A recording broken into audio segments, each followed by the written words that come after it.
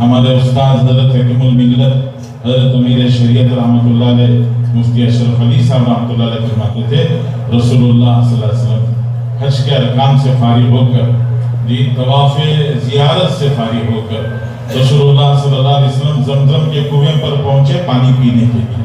طواف سے فارغ ہو کر پانی پینا سنت ہے. رسول اللہ صلی اللہ علیہ وسلم کی وہ ادا ہی آج تک باقی رکھی گئی ہے. تو اللہ کے رسول صلی اللہ علیہ وسلم پہنچے تو رسول اللہ صلی اللہ علیہ وسلم کو پانی پینے کے لیے آتا ہوا دیکھ کر چچا جان حضرت عباس نے اپنے بیٹے فضل سے کہا بیٹے دوڑو تمہاری ماں کے پاس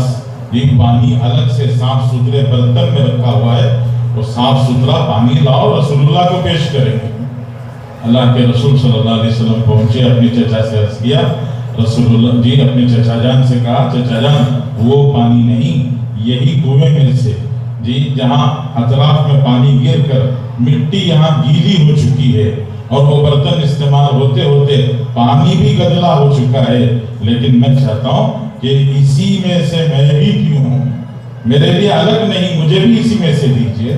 تو حضرت امیر شریعت رحمۃ اللہ علیہ فرماتے کہ گویا ہمیں سب کے ساتھ عوام کے ساتھ لوگوں کے ساتھ مل جل کر میل جول کے ساتھ اپنی زندگی بسر کرنا ہے.